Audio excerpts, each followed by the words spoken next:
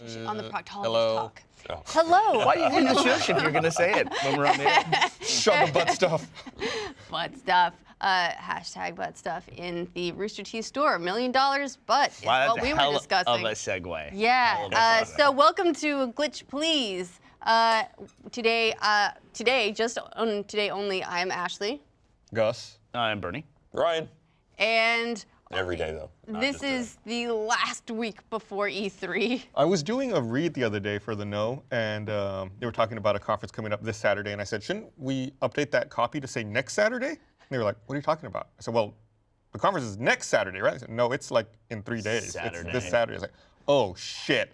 It totally snuck up on me. I'm watching everybody I know in the video game development industry too. They're just like all freaking out. It's too much pressure. Yeah. Yeah, but the nice thing about E3, I think, is that just like any artistic endeavor, and I consider games to be art, They are.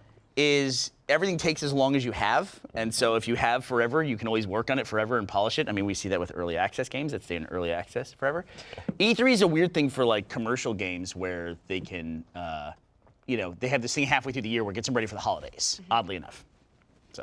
All right. Well, we're going to be talking a lot more about that. It's going to be nuts. Going to be a big weekend. We're also going to talk about Battlegrounds because Yay. everyone's been playing it, and Gus and Bernie in particular. And you've also Oh, yeah. you've been playing it a bunch for Achievement Hunter, right? I just played a bunch for me, too. All right. I saw Oh, Battle about Buddies Achievement Hunter. with Yeah, you and Battle Jeremy. Buddies, we yeah. did one. It ended as you would expect. Well, I mean, it's 100 people at every match. Yeah. It's gonna end like that most of the time. Yeah. We're going to run through the news. There have been a couple new announcements. Nintendo just had a direct. There was WWDC from Apple, so there's some news out of that. I can summarize that for you. All right, I guess discussion over. We're gonna take some of your questions, and it's all brought to you today by Dollar Shave Club. So they're keeping you smooth and informed. For all these well-shaven men representing. Hey, Hey, look, my you cheeks look are great. shaved. They're Look Nick- right Nick there. Nick Yeah. I got that stuff I got to shave off. Every time we have one of these Dollar Shave Clubs, everyone's like, "Yeah, right, girls." Huh? And I'm like, There you go. we have a lot of real estate to smooth out. It's And a lot more than this. Right. so, and they're great for that. Anyway, so we'll talk more about that later. First, let's talk what's news. An embargo just lifted on Fortnite, so you guys can Yeah. finally talk about that. Yeah, we've had access to an early build for a couple of weeks now. Been playing it. I don't know if I can quantify how long I've spent in the game, but I've spent quite a bit of time playing it and check out the mechanics. I played the game for the first time, I think, like 3 or 4 years ago. I was gonna say you've played it significantly less time than it's been in development. Yeah, it's been in development, I think, they announced it 6 years now. Yeah. It's a long. Like Cliffy B was still at Epic. Yeah. When they announced Fortnite. And, I'm sorry, it's Cliff Blazinski now. He's an adult. he's an Oh, adult. wait, he's gotten rid of it? Yeah, I think so. true? he's moved Check. away from it. I think but everyone else just still calls him Cliffy B because Well, yeah. That So look that up the was Twitter nickname handle for and see too what long. right. So the game at its core it's a survival game where you and your teammates build a fortification and defend it against waves of zombies. And you just go through various rounds doing different things. Yeah, so And it goes at its through, core, it goes that's through all you do. phases, right? It goes through the setup phase, like the build phase, and then it goes through the defend phase. And you can deconstruct a lot of items in the environment to get resources that you then use to build your fortifications or to craft weapons and ammunition. And it's a fine game, but I feel like it's been pretty confusing. It's a fun game. There's so many different types of XP Oh, yeah. and skill trees that I find myself lost occasionally. Is this like Mass Effect Andromeda currency levels is of like too many? Destiny 4th release kind of level of currencies. So you've got player XP, you've got survivor XP, you've got squads, you've got 4 or 5 different types of squads which each have multiple positions inside of them. Like there's an attack squad and there's like 6 attack squads that you have to populate with survivors that you get by unlocking things from llamas, which also have llama XP, I think. And then there's a credit system that you can use to buy llamas. And you can use real missing currency more. to buy that llama Yes. currency, because that's like You the can microtransaction. the llama currency. Hey, bro, what's your llama level at? And then you have weapons levels, schematic levels. There's schematic XP. Yeah, everything in the game has some sort of progression. And is it the different character classes that have the different XP trees, or what is There's that? There are different characters. There's different character Yeah. classes, but there's also different characters like the within, builder that fit within those character. classes. I forgot the skill tree. There's also a skill tree, which has subsequent research points that you get accrued over time to unlock other research trees Yeah. for research skills. It's so funny because I went through a demo. It was a pre-E3 demo, so E3 is getting longer and longer all the time. And there was 6 none of days this. now. there was 6 days. None of this in the demo. But this event was like 3 weeks ago. I think the that's when they kicked off pre-E3 this stuff. access. Yeah, like it did. That's when people started getting access to the game and could install it and run But the it. developers are still showing off their games to press and everything. And like this, it's E3 is just like the entire year at this point. I also felt like, and I don't know if some of this confusion is because we're not playing a finished version. I felt like the new player ingestion seemed like it was finished. Like we played through Yeah, there's all of the the opening, very tutorial and the tutorial intro, and I felt like the tutorial is stretched on for a long time. Like I felt like new things were still being introduced, 5 hours into playing the game. We're still like, oh, look, now you can unlock this skill tree. Now you can unlock these defending squads. Now you can unlock these things. There's a lot to it. And I don't know if I'm just overwhelmed or if it'll make more sense once there's more people in it. I mean, it seems like, and I've played less than you because I've been holding back on playing into the game any further so that we can film videos in it and use that. So there will be a video coming out soon. But yeah, I mean, it seems like the part that I've gotten to play of it was actually pretty enjoyable. That whole concept of like loot the world, and it's not really a rushed environment to set up. You usually would land in a map with a mission. It's like, all right, just go look around, check it out. Yeah, when you're You ready, go do the mission whenever you feel like. When you're ready to trigger the horde, just do Yeah. this thing, and then they'll start attacking. You build whatever fortification you like, and then Let me know if you had this issue, which I've had, where since you craft your own ammo, at first I wasn't concerned about it because it's like you start with a bunch of ammo that you get, and then at one point I realized like, oh, I'm running out of ammo. I need to craft more. There's different components you need to craft ammo. You need some wood, you need some metal, and you need nuts and bolts. Nuts and bolts, you can, as far as I know, you can find them occasionally in stashes, but for the most part, you get them by deconstructing cars. Heaven help you if you run out of ammo on a level that doesn't have cars in it, because then you can't find nuts and bolts, and you can't make more ammo. And is it every type of ammo that requires nuts and bolts? From my experience so far, yes. Light bullets, medium bullets, heavy bullets, and the other one I can't remember right now. What you're just describing is the reason why I eventually moved Prey from normal difficulty to easy. I got so sick of scouring the environment and finding things to make ammo and everything else. It's like sometimes I just want to like play through it and play the game. Anytime you have a resource system in any video game, you never know going into it what the limited resource is going to be. That's why I always think pre-orders are funny because they'll tell you, oh, you pre-order, you'll get $500 in the game. You're like, I don't know what that means. Is that good or bad? Then you find out I should have pre-ordered this game because $500 would have gone a long way. Or the baseball bat or whatever. Right. Yeah. I will say that part of what problem you may be having there is you feel like you said spend whatever amount of time you want to setting up all the defenses of the base, but then once the assault starts, you just feel like getting up there on the front line and playing it like a horde shooter. I think it expects you to sit back a little bit further than that. Oh, okay, yeah, I've been getting out front. Like I don't build You're very not many. letting the traps do their work. Right, I don't build very many traps. I like to go up and be on point and take care of everything myself. It's like a hybrid to me between something that's more of a direct shooter and like an Orcs Must Die. Like Yeah. you're building these pathways and these traps for when the storm starts and the zombies come in. They're supposed to be able to be taken out by the defenses, and then you kind of mop Well, up. and that's the kind of like tower defense element, right? Right. Well, the weird thing about that, though, is you can only really build traps on structures. So you can't just go they've got a lot of the wall traps, floor traps, and ceiling traps. All of those have to be on a platform. You can't just go put a floor trap on the ground in the entryway. You have to put a platform down first and then put the trap on top of it.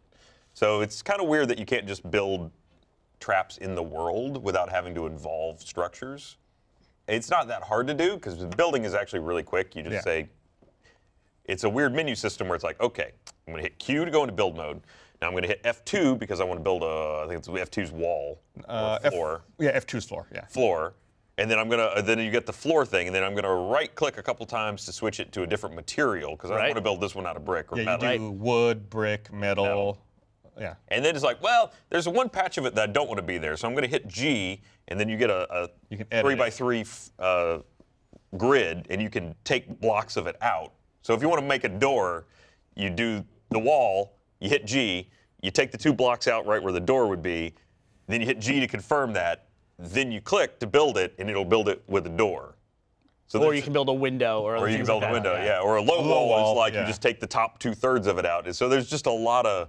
I mean, granted, so far I haven't been in a hurry to build a fort, so it's just like, whatever. It's like a little bit like a geometric Minecraft recipe. There's a lot of You button have to clicking. know what the different things do to line up.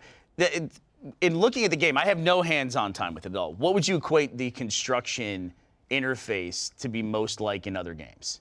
Because I can tell you what it looks like from the outside. I don't know. It seems like it's pretty deep. There's so much to it. Like Ryan was saying, there's so many different clicks and different options, plus the ability to customize not only the material but the shape of what you're building seems pretty complex. Do you have something you can compare it to? Well, when I was watching them in the demo lay stuff down, they're very fast because obviously they spend a lot of time with the game. But just the core element of laying it down felt a little bit like Fallout Shelter to me. Actually, if you see in Fallout 4, Okay, the building mode in yeah. Fallout 4, Yeah. where you like lay those big tiles in place. Now, then there's the granularity when you go in, which gets a little bit more, a little deeper, more like a Minecraft on the console kind of a feel to it. But yeah, when I was watching them like place these large tiles, I was thinking, yeah, that feels I can like see that. something I hated in Fallout 4. But I didn't go into Fallout 4 as a construction, a create destroy game. I went in as an RPG game and got roped into this camp building mode. I will say it is for just throwing up a quick fort. It is pretty nice and quick. You don't have to. It takes a while for a wall to build, which is an odd choice. If there's never a time constraint, maybe that's going to factor in later. But yeah, you just walk up and say, okay, wall there, and you can just turn and walk away, and it will build the wall. And So you can lay out the whole thing very quickly. When you say it takes time, it takes maybe 5 seconds. Like it's Yeah. not instant, but Well, there is a little bit of a It's wait. longer depending on the material, I think. Right, and then you can upgrade each wall. So you could build a basic wall, then you can upgrade it to be a little stronger, then upgrade it again to be even more strong. What's the time balance between the building and the fighting? It's up to you. In fact, we did I did the tutorial stuff a couple times, and then the first mission of the game, and the first mission actually has a bonus objective to build less, like do less than 25 structures. Okay. And then on some maps, there's also, you'll get bonus rewards if you complete it quickly. So it's like, complete this map or complete this objective within 2 days, or find the atlas within 6 minutes. And then you get like a better reward at the end. Because there's 6 different classes of treasure chests, tiers which we of didn't loot get boxes. into. And then depending on how good you do, you get a different class of treasure chest. If you had to say one thing about this game, is that it is deep. When you use that word, that really resonates with the whole thing. Is there's not like a shallow end to this game any direction. Everything has a lot of granularity to it, and honestly, the parts I've played so far was fun. I enjoyed it. We're saying a lot about how granular it is, but at the same time, that feeds on some of that. But sounds like something that's rewarding to have for deep play over a long period of time. Seems like the kind of game that would go to free to play after I think after a while. that is their roadmap. I think they on the announced roadmap. that, yeah. There are multiple avenues of that little like small reward, where it's like, I finished this map. Well, now I all got the different this kinds of done, XP and just that sound done, like and- that. You Yeah. definitely feel like you're always making progress on something. Right. Well, in that way, also you can play it for a long period of time without feeling like you've plateaued. If they're that's the difficulty with a lot of games. Is like once you get to a certain point, the rewards stop coming. But this sounds like you're gonna be doing that for an awful long time. Yeah, keep feeding me. What's the fail state of the game? Like, what happens if you don't win a round? How does that work? I have not failed yet because That's interesting. I'm such a good gamer. That is interesting. Are you playing by yourself, or you get matched with? I've normally have been playing by myself. I have played a little bit with someone else together. Yeah. Groups of 4? It's up to 4. Up to 4. Up to 4? yeah. What So I what played- class do you guys play? Well, there's not so much. Well, I guess Well, there there are is, classes. yeah. I've been- Constructor. I've been playing I haven't gotten a too deep soldier. into it. Soldier. Yeah. There's like a ninja one as well, Yeah, right? it's like melee. Yeah. And they all have abilities that you can. You've got like 5 different abilities, I think. I've only got 3 unlocked It right now. varies, yeah. So like the soldier has like a grenade, a rally cry, and a minigun. It's also interesting because it's kind of like drop-in multiplayer in a way where you can build your fort, and then there's an option when you go to like initiate the next round where it's like call for help, and see if anybody wants to drop in and just help you fight off the horde. And people could drop in and out anytime during the beginning of the mission, because I actually had someone I didn't close my party and had someone hopped in. It's got kind of an interesting system where you can just leave little text messages that people can see through the world too. So not only can you got in-game chat, but the guy hopped in and found a loot chest and put like a loot tag on it, and I could just see it through the world. I haven't that's seen cool. that yet. That's cool. Yeah, you can just put notes in the world. It's kind of neat. Cool. Well, speaking of surviving, let's talk about Battlegrounds because it's all anyone is playing. I love this game so much. Plunk bat. I've actually had that glitch. Plunk, I had a plunk, motorcycle that was plunk, like chunking around on me, and I was watching, and just like everything else in Battlegrounds, anything that's weird, you're like, shh, you're gonna draw attention to us. Or you see something weird, you're like, nope, just step away from that. Yeah, so for those who are blissfully unaware, this is a new-ish. It actually came out for Steam Early Access in March. It's a battle royale multiplayer online survival game. Some people are calling it like massively multiplayer. It's 100 people in a session, so it's pretty big multiplayer. But it's actually directed and designed by Brendan Green, who's a player unknown, who previously did the Arma 2 mod DayZ Battle Royale. He also ended up consulting on H1Z1, which was split into the 2 modes, one of which was like a King of the Kill, so that was a battle royale. So he's like cut his teeth on a couple of these, and then worked with Bluehole to make this game, which he considers to be like the epitome of battle royale games, like Everyone Hunger considers Games. it to be the epitome. At the moment, Yeah. it is certainly trending that way. Yeah. So the way the game works is it's 100 people in a match. They're all in a plane and get airdropped out over the map, and then the playable area will continue to shrink to force players together, and then last one standing wins. Yeah, let's be honest, it's 100 people, but you don't always get up to the full 100. You usually get like 96-ish, 95. Yeah, you'll be between 95 It's and usually 100. in the 90s. Though, And the man. breakdown is usually like 90 normal people and then 5 hardcore racists, always. They gotta fix that lobby system. It just makes me, sometimes when I get in there, I'm miserable. I've had voice chat muted for a long Oh, yeah, time, and I would highly recommend doing that as well. You don't want to talk to those The people. voice chat in the lobby makes me understand why some people hate gamers so much. It's It only- intense. That's the problem with reality is it only takes one. Yeah, right. It's like it's a group of 95 people, and it's always just There's like one always the dickbag one in there. jackass, always that's in there. Takes one dick bag, and they're an absolute misery to deal with. I would love too if they would cut down that lobby time. I don't really get it. Really? That's I don't usually know. pretty quick. I don't think it's that bad. I don't know why it's a minute though. Like to count down. That's true. There's a long countdown. There's a lot of of lead up. fluctuation. I feel like once you hit 100 or once you hit your max population, that it should start immediately. I Like agree that with would be that. the one improvement I would recommend. So in addition, the one other thing that happens in the game I want to point out real fast is as the game progresses, every now and then another plane will fly over and drop supplies. And usually that's where you can find like more powerful weapons, more powerful armor. Or if you're like me, you stay the fuck away from those. Right, because no, they're everyone, great. but Depends on your scope. because everyone can see it dropping in, And then it so starts it becomes releasing red smoke. yeah, so it becomes the Hunger Games cornucopia essentially. Yeah, is, yeah. I was traveling. I was crossing through the map yesterday, and I came upon one. Like I didn't know it was there. I was like, oh shit, it's a drop. And I walked up to it, and I looked at it, and it was empty. And I was like, oh no, like, I need to get the fuck out of here. It was like I booked it. I didn't see anyone. No one saw me. I felt very lucky about it. It'd be a I good love place to stalking camp those out. things. No, yeah, well, exactly. Yeah, I love to. I'll watch one drop, and I try and find a vehicle pretty quick, usually, just so I can get around the map faster. And I will try and drive near it and just park on a hill or something and just wait and watch for someone to come up and go to the drop.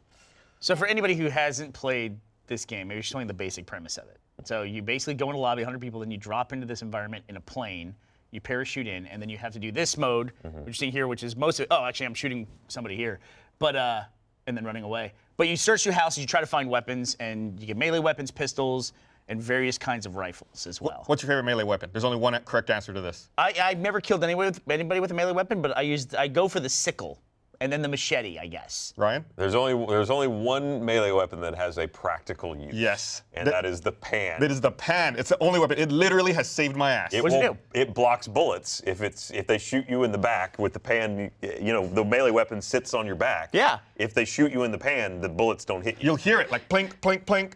That's fantastic. So only ever get the frying pan. If well, you see the I frying always pan, use hated the frying seeing pan. the frying pan on the back of the character model. Like here, I'm carrying a crowbar on the back. That's not going to crowbar. That's not going to. That's not gonna block anything. It's too tiny. So it will literally save your ass. Yes. It sits right over your tuchus and you're safe. It is a satisfying sound. Whenever you hear a bullet hit it, you're like, yes, thank you, frying pan. It's one One of less in the- my butt. It is Also- incredible how nuanced this game is. It is, and one of the things that keeps it fresh too, so that it's not just the same round over and over and over again, is that the map, as it starts to shrink in, it shrinks in differently. So Oh, it's not here's always the- shrinking into the same But perfect place. timing. This is the So this blue is field. this is the edge of it, and it'll creep in, and if you get caught outside of it, you take damage until you die. Yeah, it's a fairly okay. And you can use it for strategy. Here, what I'm doing is this area just shrunk down to the new play area. It shrinks about like once every 2-3 minutes. It It shrinks down. accelerates. It's It like 5 accelerates. minutes, 3, 2, I think. And the penalty for being outside of it increases Yes. as well. By the end of the game, it's like if you're outside of it for more than 4 seconds, you're probably going to die. Yeah. But in the early part of the game, you can be outside of it for like a minute and recover with a med kit. But yeah, with the strategy here that I'm using is it just shrunk down, so I know people are going to be running in to the area, people who didn't make it. So I'm kind of camping the perimeter, hoping to find someone running across a big field. Yeah, because by that point they're normally a little panicked. They're trying to get out of the blue as quickly as they can. They're just hauling. Yeah. Yeah. Yeah, and also on the map there are the red areas where they will just occasionally like get bombed. Yeah. So you want to try and be in the playable area, but not in a red area unless you're willing to risk it because Or you mean a building, or be in a building. just not the top floor. Yes. And I mean, you can run through a red zone, honestly. You're probably going to be okay. I've only ever been hit by artillery once in a red zone. Yeah, I've It's never got to been hit. pretty much hit you dead on. It also within the red zone, it hits different. You can watch it progress through different areas. Like if the explosions are going off next to you, then they're kind of headed your way next. It moves through the area, and also if you're in a building, you're fine. Yeah. I've never even felt anything inside of a building. I've seen with doors any get blown danger. off of buildings. I see you're about to throw a frag grenade here. Have you ever gotten anybody with a frag grenade? No, I have Someone not. got me last night. I was trying to flush so them out. fucking mad. I've tried desperately to use a frag grenade. The only people I've ever gotten with a frag grenade are my entire team. All I use really is smoke grenades typically. If I know I'm under fire, I'll toss one and then try to make a run for it. Like if I can't see where I my haven't had any attacker luck is. with stun grenades either. Like I know I've thrown them near somebody, but yeah, no, I had a frag grenade mishap where we were playing in Achievement Hunter and went into a house and there was a team camped in the bathroom. They opened the bathroom, I know. immediately gunned down Jeremy, so I pulled out a frag grenade to throw it, and a guy came running out, so I sidestepped, threw the grenade, it hit the wall instead of the door, and everyone in the room died. Rainbow You have to Six, be, yeah. you have All to be day. careful with those because once you click, they start cooking. That's how I killed myself with a grenade. That's the one kill I have. You cannot unclick. You have to throw it. You are committed. It's not the hold down the handle and you You're throw not it when you putting need the to. pin back in. Yeah, JD and I, my son JD, we play duo mode, which is it's 2-man teams, and then you can also play with a squad of up to 4 people Yes. as well. I've never played squad at all, but it's to me it's a totally different game when you play with someone else as well. You don't like the I like playing by myself. So Yeah? when you're playing in a group, when you are shot and your health runs out, you're incapacitated. So your teammates can still come and revive you. Whereas in the solo game, once you're out, you're out. That's yeah, and if both players are incapacitated, you both instantly die.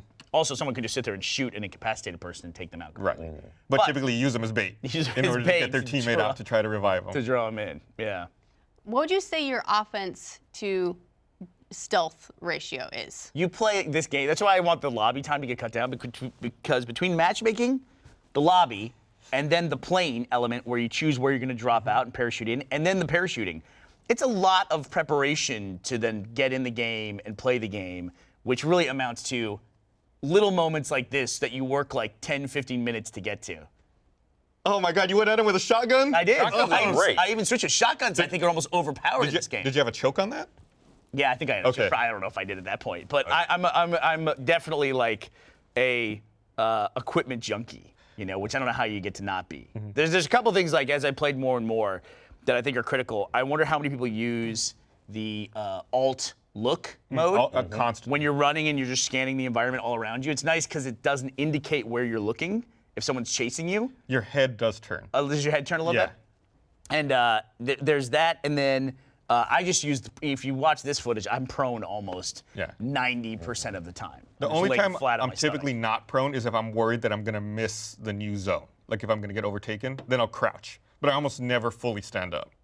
It's also weird to me that actions, especially like the reload, it's not interruptible. So there's a point later in this match where I started to reload and then I couldn't go prone because I was in the middle of reloading and it was a critical time. Like right now we're down to 6 people left in this game. You got your VSS with You zero grab ammo in it. VSS up close. That's interesting. What's that? The VSS. Actually, I think you didn't take any 9mm. I did.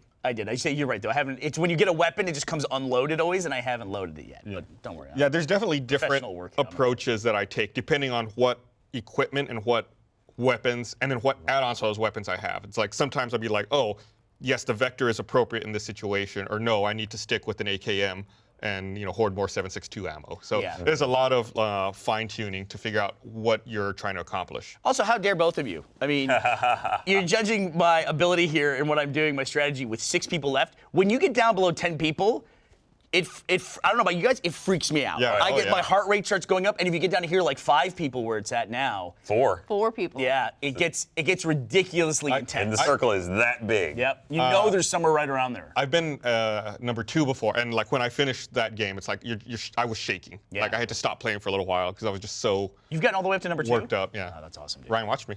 I did. Ryan, what's the highest I you did ever not got? engage. We won one Oh, fantastic. as a squad, and I've gotten number 2 or 3, I think, so independently. Yeah, and then that one where I got to number 2 on solo, I didn't fire a shot all game. The only combat I had was against the guy who ended up being number 1. Really? I'm a hider. I will just I'll creep around in the grass for an entire match. I never my goal is to never see anybody. There are people that play this game as a pacifist. They just go through and their aim is not to fight. Right, just be like a survival. I wonder if you could do what is it, Naked and Afraid? Kinda, yeah. Just simulate Naked and Afraid here This guy. in Battlegrounds. Nice. Oh, you got him. Do it. Yes. No yes. idea. The Now headshots now are we're so down satisfying. to 3 alive, and I've killed 2. So, but you really, in a round, you're not going to get more than like 4 kills. That's just not. That's a Some great people round. are. Yeah. I saw Adam some Baird video is of this super guy. aggressive. It's hard. Well, it's so much of this game is just being in the right place at the right time with the right equipment. Definitely. And this, there's a video of this guy. He racked up like 9-10 kills, and it was a lot of them were in the space of like 1 minute. He was So- just sitting back in just the perfect Yeah. spot with and also he was getting headshots with every shot. Just bip, bip, bip, just taking them out. It's so funny to me too because I love the relative opinion of the game and the mechanics depending on my situation. Like when someone's running across the field and I'm shooting at them, I'm like, I should be able to hit this person. Why can't I hit them? But then when I'm running through a field and they're hitting me, I'm like, how are they hitting me? I'm running. What I've started doing if I hear a bullet come at me, I'll get up and run and I'll start zigzagging. Oh, look at you! I won. that. Ashley asked me to record footage for Battlegrounds. I had never recorded the game ever. I recorded the entirety of the game, and it was the first win I ever got. On a solo, look at you! On a solo, I got my first win, and Gus, we go back and watch it. The player 2 got eliminated by the blue zone. Oh. Yeah, just like he was fighting somebody else, that he must have gotten hurt, and it just crept up in. It could have been a female gamer. I shouldn't assume it's a dude. He and/or she. And/or she. It crept Hey. in and took him out. It took me a second to realize that I'd won. Yeah. Because I never saw them. That happened to me once. I was really late in the game, and I got eliminated as number 3 because I was in the blue zone. That's when I realized the blue zone hurts you more the Goes so later it is fast. in the Oh, game. it's rough. But I had total position on them, though. I mean, if that person was going to have to come my direction, I knew where they were, and I was in the smallest zone at that point. Does the zone does it get like to where you're? No, you are. That is the That's- smallest yeah. right there. I think the time I got to number 2 that Ryan was watching, it was in Pochinki, and it was like 1.5 houses. It was like the house I was in, and then the yard, and then a little bit of the When other it house. closes in on a city, that is ridiculous too, because it gets down to like half of 2 buildings, and you're like, well, this is our building. Somebody's in that one, Yeah. and who's going to go first? And I've had it also happen where the zone gets down to that size, and half of it's on a river, and half of it's on land. And you have players, you can't shoot when you're in the water, and you have players desperately trying to get to land, and people on land just denying them that opportunity. It's rough. It's crazy the strategy you develop too. I got to ask you guys, this is a core strategy. With games like Civilization, there's that big thing. Do you build a city on the first turn always, or do you try to find a better place to go? What do you guys do? Do you guys jump out of the plane in this immediately, or do you wait and go further away? Depending, again, we're getting into the meta here.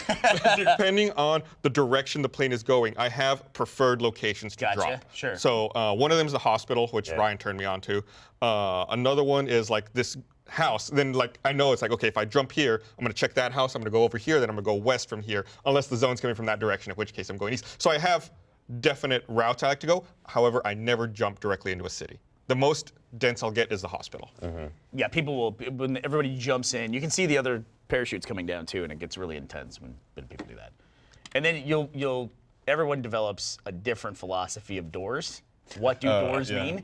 Like, especially later in the game, is an open door bad or is a closed door bad? Yeah. Because you assume that someone's gone in and closed it behind them. Exactly. What- If they close the door, then you know that they're sneaky. The absolute worst Yeah. is when you you open a closed door, walk into a building, you're looking around, you're like, there's nothing in here. Like Or someone the has interior already been doors are here. open. If the Right. sometimes I'll go to a late in the game, I'll go to a building where the front door is closed, and I look in the windows, and the interior doors are open. I'm like, you son of a bitch. I'm like, 'cause I just know somebody's in that house somewhere. It's a honeypot.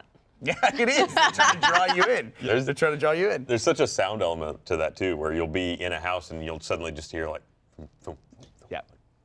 oh shit, or like a car. I just realized yesterday that different shoes give off different sound. Oh, no kidding. Yeah, so I need to evaluate my shoe strategy in the game. Now you're going to find out about different floorboards do different things as well. How do you feel about the reward system of this game? That's the one thing, and it's not a positive or negative, but the only thing that you really get at the end of all of this for playing is you can open reward boxes, which, by the way, I got fucked by one of those. It happened to me too after you said it. Yep. You open a reward box that gives you just different player customization. How'd you get fucked? What happened? I had enough money to buy. Who was she? You buy 2? I bought 2. I had that happen to me too. Yep. I know exactly what you're going to say. Yep. And the second one just gave me nothing. Yeah. When I opened Or it. like you open it, yeah, and then like one item comes out and both your boxes are gone. They're gone. Yeah. They I think have to get that fixed. I also feel like even though I've progressed to the called Pioneer crates, is that what they're called? Something like that. Anyway, I've gotten to the point where it's like 3,000 of the credits, but now it just is back to being 300. It resets every week. Is that what it is? Every Every Sunday. week? Every Okay. week you It's every reset. week. So it's 700, 1400, 2800. Is that it? I don't know. That's as far as I've gone. I feel like I'm forgetting. But the items are tradable on the Steam Marketplace, which is really cool. Or you Or can sell them. You can sell them back in to get more in-game credit. for Also, more that's boxes. Oh, I see. at first didn't realize, but I thought I opened it, got fucked again, and it turned out that I just got the same of an item I already had. So it just went. It has a very X2, tiny yeah. little X2 in the corner, so I just sell it off. It's one of the few games that I've ever gone to Steam Marketplace and bought stuff. I just bought. Oh. I could start now for $4 basically. I paid another user. I have a camo jacket and camo pants, so I just start with that. Oh wow. And that's basically, I mean, why wouldn't I do that? People get the trench coat. I even almost hate to say this, but it might be in the footage. There was a guy who had a trench coat, and I knew where he was because he was hiding behind a tree, but I could see his little trench coat billowing out, almost like a cape behind him. And I was like, oh, that stinks for that guy. So stylish and so unfortunate. You know how much those go for on the marketplace, those trench coats? Like $400. What? Yeah, $400. Wait, 400 real dollars? Oh, yeah, $400. That guy Yes. does not have a coat on. Must have been someone else. I don't No, know. Are they it was a long bulletproof? standoff. No, they're just stylish, yo. I wouldn't pay $400 for a real coat, for real guns. So the other thing I feel like we should mention is that they, in a very limited fashion, they allow certain people to create custom matches.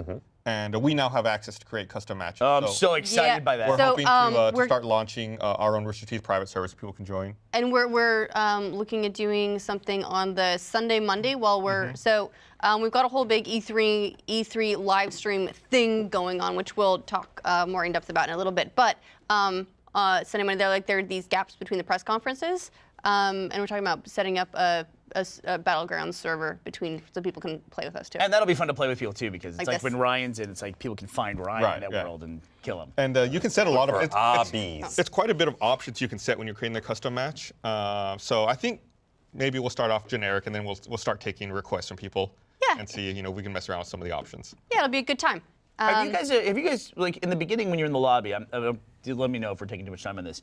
In the lobby, which is basically just an island where you run around, there's benches with some of the weapons on you can practice with. There's a lot of weapons on those benches. I'm playing from the current build. I don't think I've ever played a game. I played the culling, and that didn't grab my attention at all.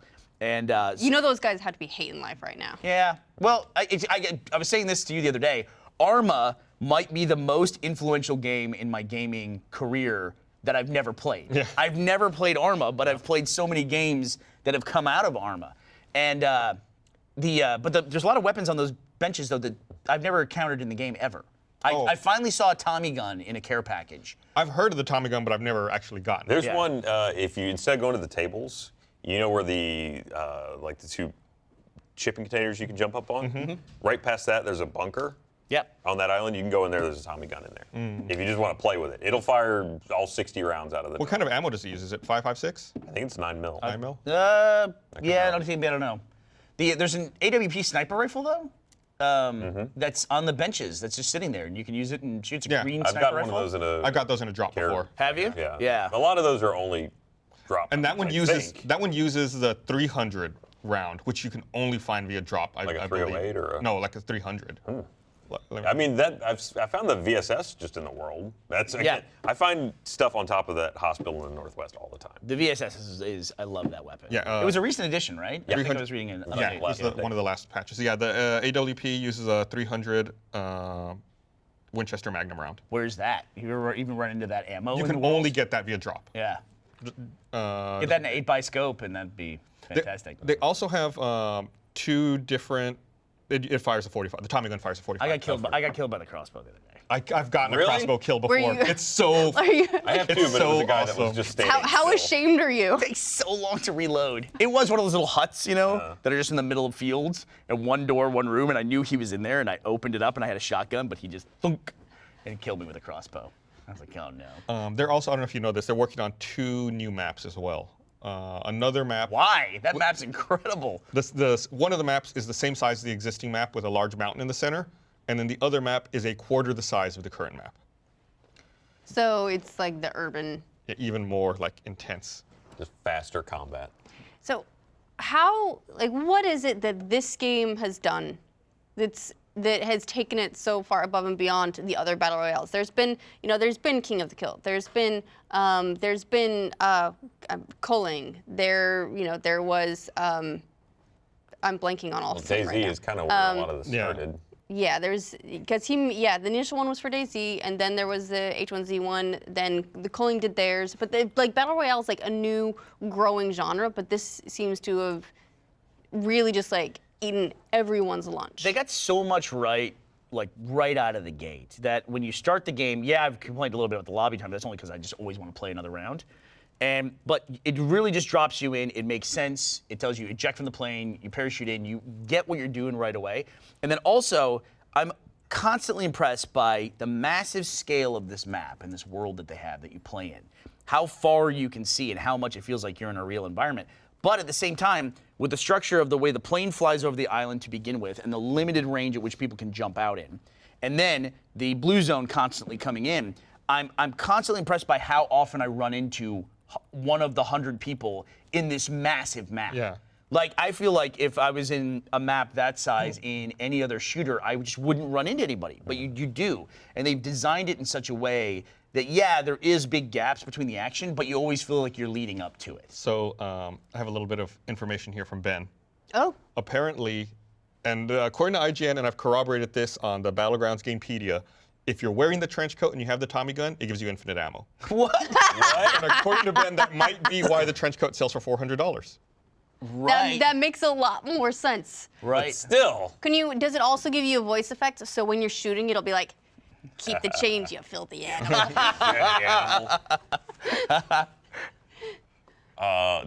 if that's true, that's amazing. And it's been We need to confirmed. invest $400 So to Ben buy said he the found it on IGN. I'm looking here at the wiki for Battlegrounds, and it says right here, infinite ammo with trench coat on. So you have Gus to- is going to buy a trench coat now. Well, you have to still find a Tommy gun. Yeah. Which Yeah, I've never seen a Tommy gun. That's the hard part. I saw 1-in-1 crate. Also, I saw a plane the other day that dropped 2 loot What? crates. Yeah, it dropped 2 Yeah. of them. I've never seen that. I've never seen more either. in squad. Man, but One time I was in the middle of a field doing the prone thing, like, there's that wheat and I'm laying prone, and I can hear the plane, like, it's so fucking loud. And when you're prone, you can kind of look up, but you can't look directly above you. So, like, the plane is so loud. What's it doing? And I'm kind of watching it, and I'm like, I didn't see it drop anything. I was like, oh, shit. So I get up and I crouch, and I look up, and it dropped right on me, which is, like, my worst nightmare. I have to fucking book it out of Because there. everyone is doing this. Right, 'cause everyone's watching it. You can see it from all around the map, and then everyone starts converging on that point.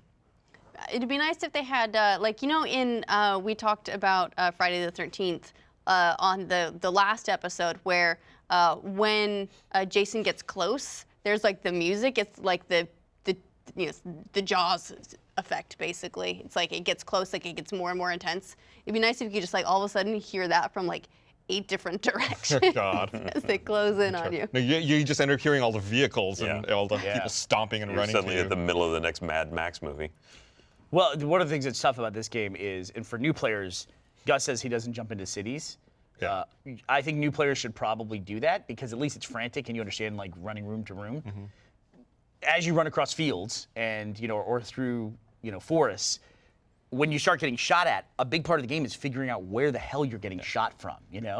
And it's So get really good, either have surround speakers, or maybe some of those headphones that do a really good job of simulating where sounds are coming from. So I will say the game does not support 7.1 audio. It's only stereo. So having a 7.1 or 5.1 rig doesn't give you an advantage. Oh, really? Right. But they do a very good job of positional audio, and this is one of the few games that I will put headphones on because it is so crucial to know where sounds are in relation to you. They are going to have to go to 5.1 though for consoles. They're going to have to, right?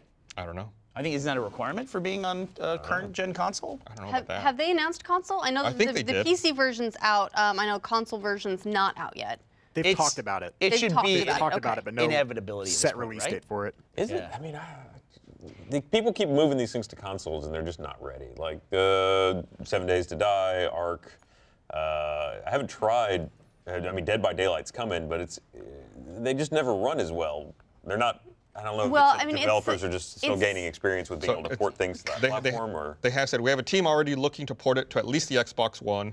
We have no time frame yet on Xbox or PlayStation, but we are looking at it. I mean, I guess it makes sense because at least Xbox does have their, what do they call it, preview? Oh, Yeah. right. So they preview have program. a version of early access, and you kind of know what you're getting into with any early access game, which is it's not finished. I'm actually really impressed with how polished Battlegrounds is, given that it is early access. It feels like this is a game a lot of developers would be selling. But there's some bugs, but Yeah, I saw, this is a perfect segue for this. You can read the Steam reviews, because you can buy it through Steam. And I saw someone with 350 hours in the game oh, wow, they must be big did not fans. recommend it. They gave it a thumbs down, and they thoroughly trashed it in the review. And I was like, How? I don't know if I've done anything in my life for 350 hours. I think I calculated it's like 14 and a half days in that game. It's like you can be really, really upset, but you're playing it. Yeah. It's did it's they have any compelling. valid? I don't remember it all. was I mean, obviously, a lot of stuff they complain about is true that, it is, like we said, it's early access. Sometimes there are problems with the game, but I think they've actually done a very good job of updating and keeping a release cadence. In fact, this morning I just saw that they surpassed 3 million Yeah. installs. Which think- I'm actually surprised it's only 3 million, to be honest, because it seems like, I mean, don't get me wrong, 3 million's a lot of copies, and that's a fantastic job for new IP, essentially 100% word of mouth, early access. But everyone is talking about it. Everyone is playing it. Yeah, but now that's kind of a recent phenomenon. Like even someone who's very into this game and likes it a lot, it was a weird process of identifying that this was a standalone game. Because I discovered it through Let's Play videos, but it was confusing to me because at first I thought it was a DayZ mod, and then I thought it was King of the Kill, and then it took me a while to realize this is a separate, distinct game that I can go out and download. And I was like, oh shoot, I'll play this game because it looks like everyone has so much fun playing this in videos. Something about the logo and just the title of it seemed like it was not a product. I think maybe just because the title of the game is so long, you never see the whole thing. It's just like player K. And it's weird too, because even to add more confusion to the branding, the acronym that everyone uses to describe it is PUBG. PUBG. PUBG. And so I kept calling it Public Battlegrounds. The first, week that I played the game I thought that was the name of the game was Public Battlegrounds, but then I realized it's the acronym for Player Unknown Battlegrounds. I mean, it really has made a lot of that inertia, though, based on the fact that it is typically in the top 3 games being streamed at any given moment. It's also it's done so well in concurrent users on Steam. When you're number 3, when the only games on Steam that have more players than you are Dota 2 and CS:GO, you're doing pretty good. So The other thing I that makes found this that game review. stand out is the stuff that it's unbelievable what you can take for granted in this game. Just by the virtue of the fact they can get 100 people in one match, and that's a playable game. Like, what's if they go to console? What's the most amount of players in any match in any game? Is it just Battlefront, Battlefield, have the most at this point? 64. Yeah, I think is so. probably been the largest. PS3, Sony had MAG, which I think supported 100. Maybe. But it's not common. Yeah, no, at all. that's. But we all take for granted that we jump in a game of Battlegrounds and it's 100 players. That shouldn't work, especially when 3 million people now have the game. If there was a huge launch for any game that had an online component, then always day one. Friday the 13th just went through this. They had 75,000 and it created them. Yeah, exactly. So it's really impressive. It's really impressive what they've done of putting this game out. So the negative review I talked about, 345 hours on record, 55 hours in the last 2 weeks. Wow. So he's That's a job. still playing it. Con, fairly unstable server and client. You have a chance of losing connection to host or crashing in about 5 to 10% of the games you enter. I don't think I've ever had a crash. I've had a crash, but I've never had a disconnection from server. Then frame rate drops, desync issues. I mean, Those are, yeah. some of the stuff that, I mean, that does Doesn't happen. run great, which You is, do again, need why a I'm beefy concerned. computer to run it. Yeah, it needs optimization. Why I'm for sure. concerned about going to console. Yeah. Well, you know, one thing you can do to better conceal yourself in the game, make sure you're not like sticking out around like trees or anything like that, aside from skipping the $400 trench coat, is make sure you have a nice clean shave. Ooh, look at that. It's pro. time to step up the routine with an incredible, game-changing shave from Dollar Shave Club. They help me have nice, smooth legs for summer, which is really nice because it's shorts time now, especially in Austin where it's 100 degrees. Without having to pay an arm and a leg, they just keep the leg smooth instead. It's easy. And they can do the same for you if you join the club. Dollar Shave Club delivers an amazing smooth shave. You can get high quality blades and amazing shave butter right to your door for an incredibly smooth shave. So it'll make your life a whole bunch easier. You don't have to go to the store, get lost in a wall of razors, especially since a lot of stores like lock them up now and then you have to go get someone, they have to come, they have to So unlock the annoying. case. And that's assuming you remember in the first place. And a lot of the ones that aren't locked up are like the super cheap, flimsy ones that like you almost get a rash looking at them, or they come with like 10 blades and they're all gimmicky and you don't need any of that. And also Father's Day right around the corner. So what better gift is there to give than a membership to Dollar Shave Club? Let them know this mustache is not working. For a limited time, new members get their first month of the Executive Razor with a tube of the Dr. Carver's shave butter for $5 with free shipping. And then after that, the razors are just a few bucks a month, and there's no commitment or anything like that. So if you decide that you do want to go for a beard or try the mustache, because why not? Then you totally can. So it's a $15 value for $5, and in your first month's box, you get a weighty handle, a full cassette of 4 executive cartridges, and that tube of shave butter, which will help make sure your skin is nice. You can only get this offer now by going to dollarshaveclub.com/glitch. That's dollarshaveclub.com/glitch. All right. Are you guys ready to talk about some news? Well, I'm trying to buy a trench coat. Are you really? How much is Find a it? trench I'm coat? trying to find it. How much is it? But I'll let you know. Yeah, to change your appearance in Battlegrounds is one of the most expensive things to do. It costs 3,000 credits to change your appearance. Yep. Dollar Oh. Shave Club needs to do it. Yeah, so just, save the money, invest in Dollar Shave Club. Before we get off instead. Battlegrounds, I got one question. Okay. Oh, God. Currently starting at $190. What? That's a bargain. Oh, you should buy now. So I'd be dumb not to. what's your 2-weapon setup? Because everyone has a pistol. I never use a pistol. It varies. I mean, ideally, I prefer. your ideal? I prefer the mid to long range. So I like Vector for mid, and then AKM for short long. If I'm going long, then I'll go with like a Scar L. Okay. I've had the best accuracy luck with an M4. So the M416, but you got to find all the little bits and pieces of it and stitch it together into a good gun. The problem with the M416 for me, I never find it. it's got no scope rail, and it doesn't do burst. It's either single or auto. Yeah. Well, I'm better with that. I'd rather not have the burst. I like. Okay. Yeah, anyway, but yeah, no, honestly, any of the assault rifles, I've really started to like the shotguns better. So I I'm always starting have to load one up with shotgun. Yeah. It's like when I'm going for a door and I'm going to go into a house, I just go shotgun. I've been ended by a shotgun so many times that I'm starting to see I had a Pulp Fiction moment the other day. Actually, yesterday. when he. Where I cleared a building. I thought I heard footsteps, but then nothing. So then I came down, came off the stairs, went to the door, opened the door, and then someone to my right who was hiding under the stairs unloaded and shot all around me. And I turned around, I didn't get hit once. Just pulled up my Vector and just bap, bap, bap. They were gone. I was like, they didn't hit me once. I was like, that's divine intervention, man. I've been on the other side of that a couple times. Yeah.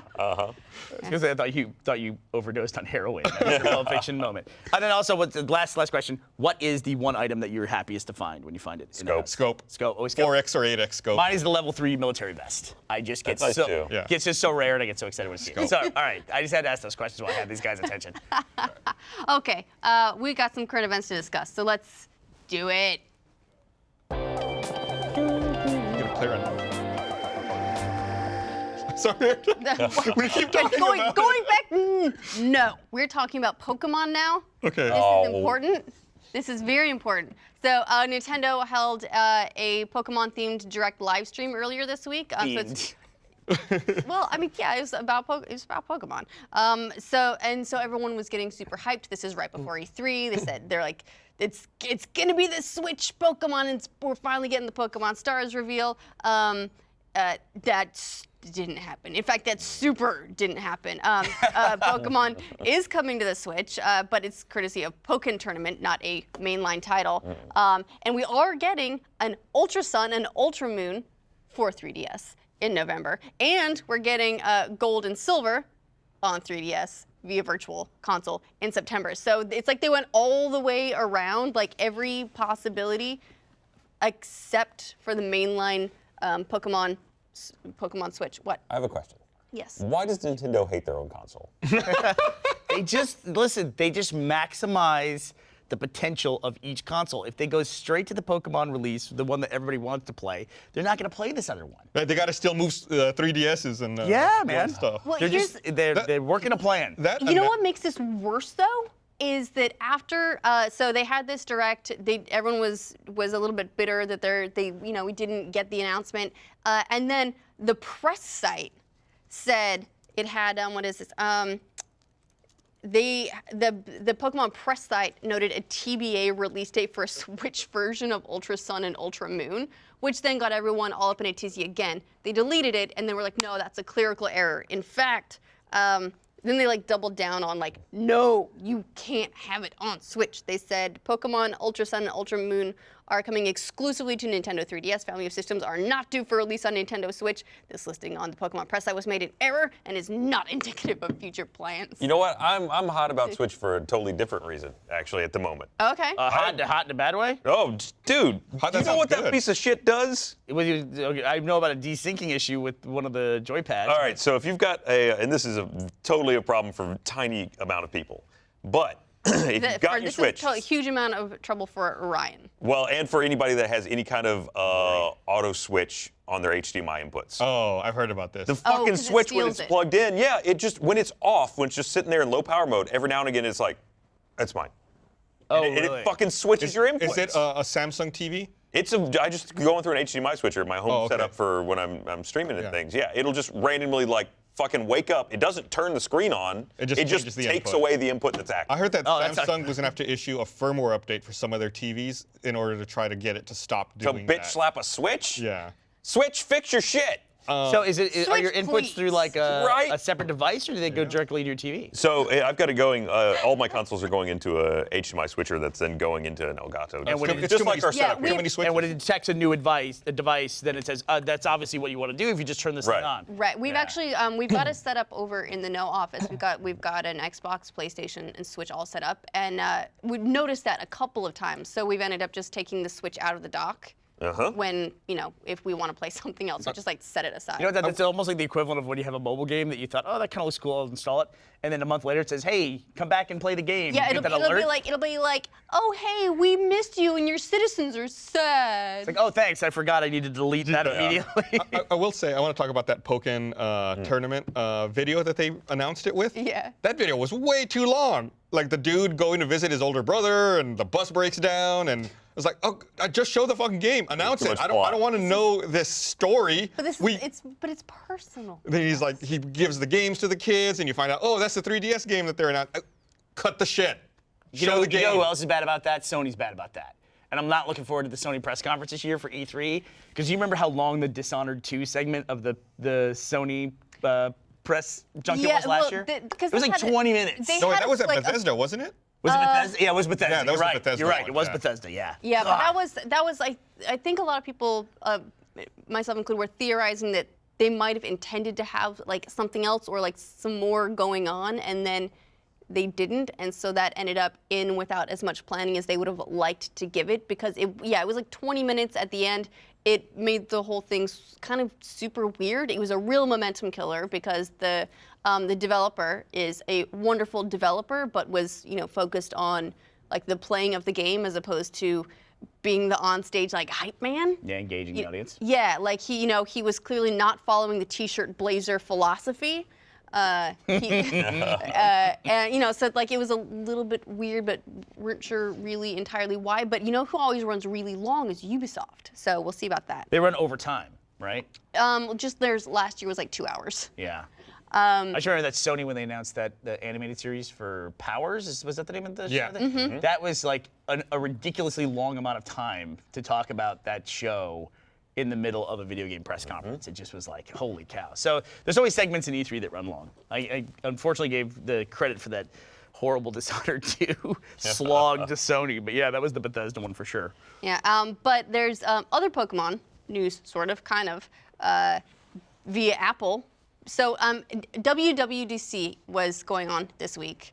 I completely forgot about it, but thankfully Gus is a slut for WWDC. Yeah. And they I announced. wouldn't say that. No shaming. I'm not shaming. you buy a HomePod? You can be a proud. God, you can fuck be, no. You can be a proud slut. You follow your bliss. But they announced an AR kit. So they're basically going much harder on AR, probably thanks in large part to the success of Pokemon Go. That does stuff like motion tracking, scale estimation, ambient lighting, and they announced a couple of like more robust implementations that are going to be coming, like one with IKEA, which I like to think would just superimpose meatballs all around your life, but probably is so you can hold up like your phone or whatever and see like that Billy bookshelf in your, like how it would look in your room. That's gonna be so powerful. That kind of stuff. It's gonna be amazing. And then, but Pokemon Go is also going to get some support for this. They just really haven't said what. But it seems like Pokemon Go, like everyone is suddenly like, oh, AR is like a cool thing. Let's Well, don't you already this. consider? I consider Pokemon Go to be an AR title already. Pokemon Go is not AR. Pokemon Go is like faux AR. It's not true. I disagree. I'd say that it is. You don't think it is? No, and you don't even need it for the game because like You can turn that back. No, Because you can but turn it off. that's true. But I also consider the fact that it takes place in real-world also, locations I to be agree part with of that. the But that's what I'm augment. talking about. That's part of the augment but part. it doesn't actually. Like it doesn't. It overlays it. All it's doing is turning your camera on and putting a game over it. The fact that it doesn't read your environment or do anything to the environment, so it's not augmenting your We're reality. talking about the locations of the Pokemon as being part of like the in the real real-world map. Oh no. It recontextualizes the real like world. That like is a if part you of have to like reality. you have Yeah. to go you Yeah, have I to gotta go give you that. somewhere and they're theoretically like they're in the park.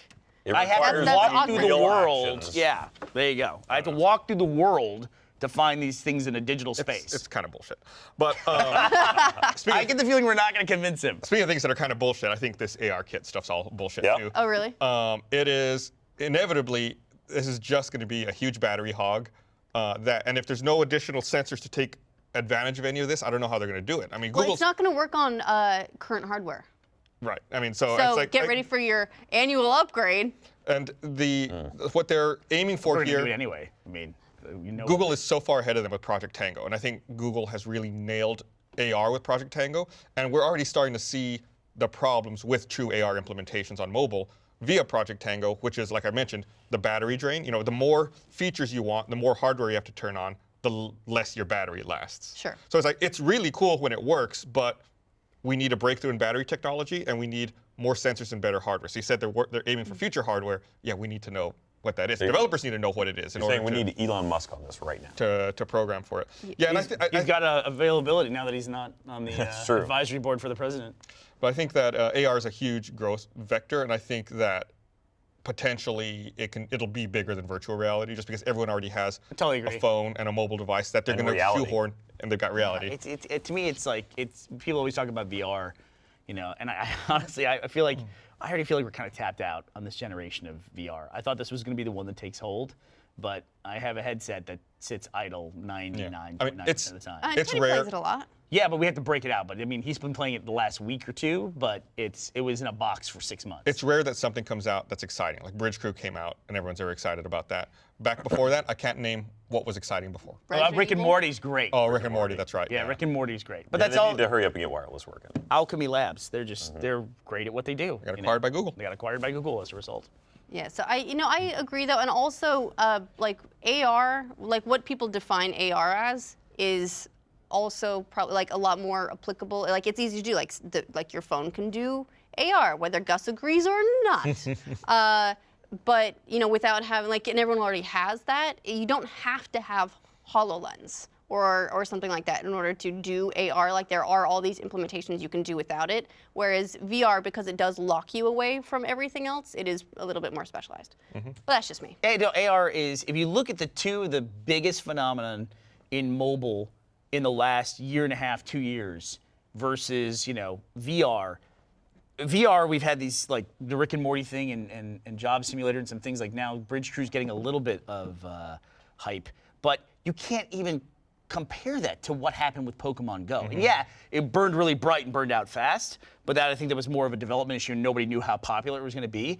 But AR, I mean, Snapchat is an AR application. It augments in real time those face filters. It augments reality on the fly. And that's a huge platform. And the main draw for that platform are those face filters. Those dumbass filters. And Instagram's taking it, and you're starting to see other platforms identifying and then capitalizing So on it's not always games, it's other applications as well where it'll come into play. And it's hard to argue that Snapchat has not had an impact. The quick access of information, I think, is where ultimately it'll take place. Like instead of having to constantly pull your phone up, having an AR-enabled glass where you can watch, your text messages pop up and not have to constantly close yourself off by going to phone. God, I've been thinking about that because I've been in LA so much lately and I just don't know the roads or anything there.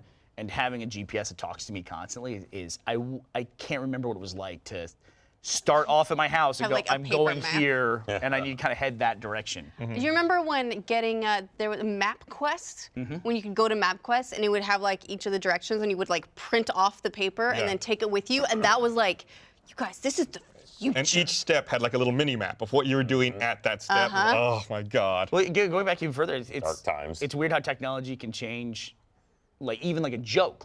Nobody today would get the joke about being in a car, a man and a woman, and the man doesn't want to stop and ask for directions. That used to be this sign of a stubborn man. Oh, he never stops and asks for directions. Nobody stops and asks for directions. Why would you do that? Because you have this device that tells exactly where you are and where you're going.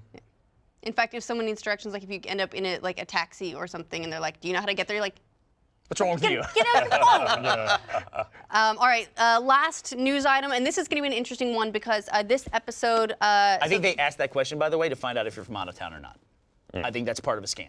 I really do. Yeah. The one I like is, do you have a preferred route? Yeah. That's they're fishing. They're trying to figure stuff out. I bet the same guy who asked you that question will then say at the end of the ride, his credit card machine doesn't work. Yeah. Whatever that scam is. Sorry. All right, so last item. This is going to be for first members on Friday. This goes public on Saturday, an hour, I think, before our sort of pre-E3 stuff kicks off. So we'll have an answer on this very, very soon. But Xbox Scorpio price rumors.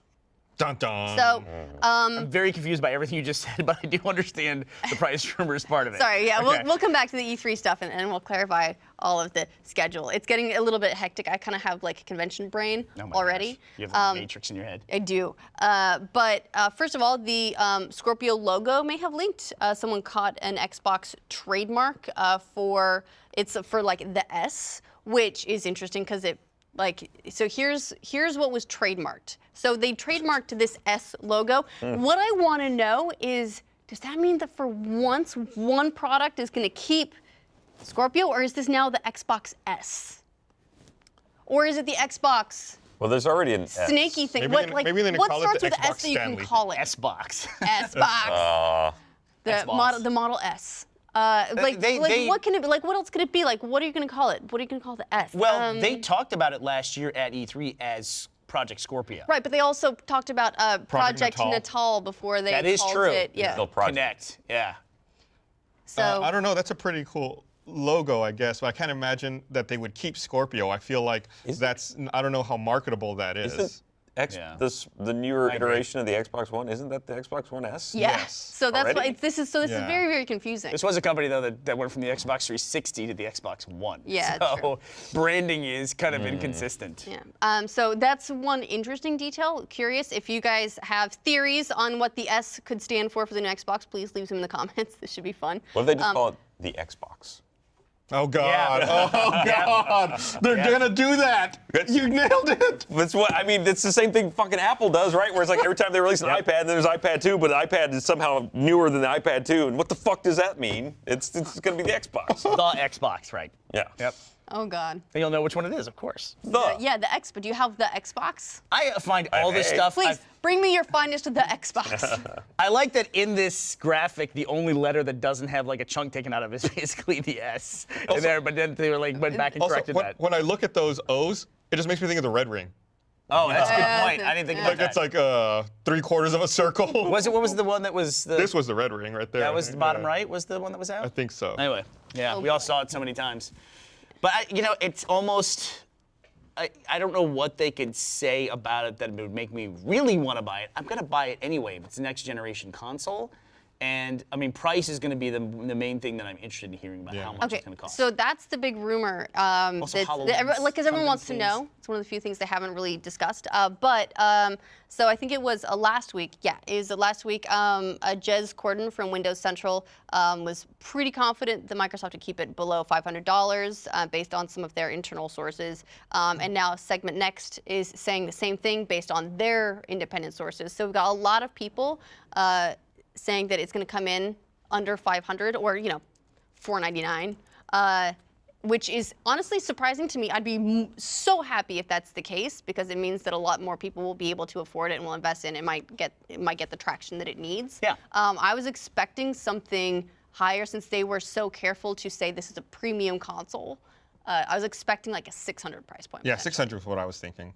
They're going to eat some. They've got to eat some of the hardware cost if it's coming down that low. I want to. But if you're an Xbox gamer, you're gonna buy the next Xbox console. Red ring, the upper right. Upper is right. out, which is the one that they don't show. I should have said that because that's what I thought. They actually did not put the red ring configuration in their They put graphic. all the other ones except for that one. That's why I asked you that question because I was like, no. I think they actually avoided it. They avoided it. You're right. Yeah. You keep referring to this as like the next generation of Xbox. It's not though. They said they're done with half- generations. It's half gen. It's it's like the next. It is an increase, It's an next notably generation. You're in splitting hairs at that power. point, right? Well, you say that, but it's. Well, Would you consider I don't know PS4 how- Pro next generation?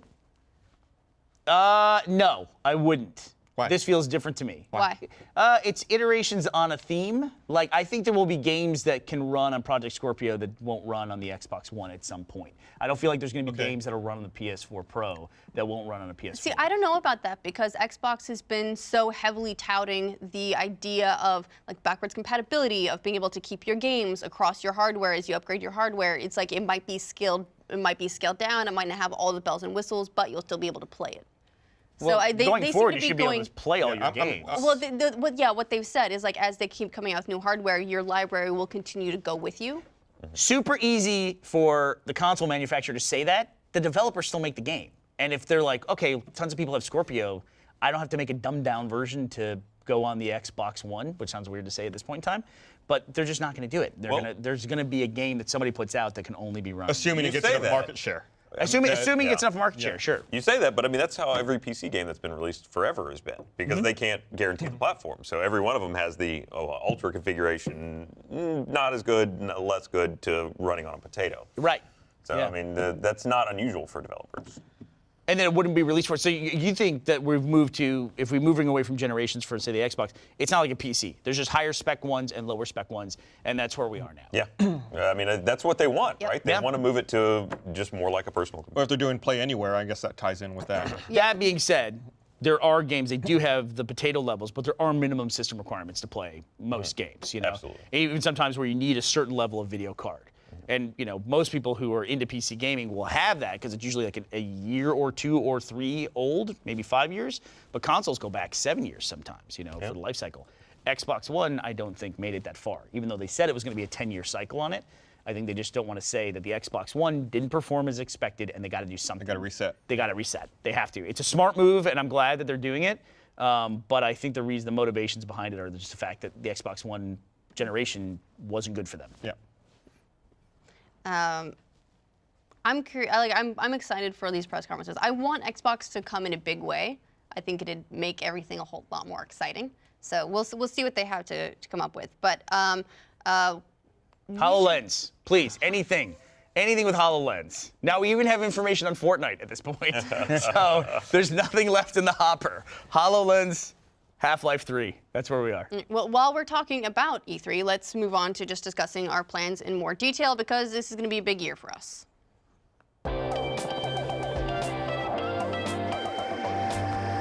God, is motion gaming gone? Is it dead? Was that the same conference where they introduced the heartbeat sensor also? Oh, I think that was the same one. Yeah. my favorite moment of any E3, I think, is still just it's the giant crab battle. Oh, yeah. Which for massive damages, they're being like, it's historically accurate.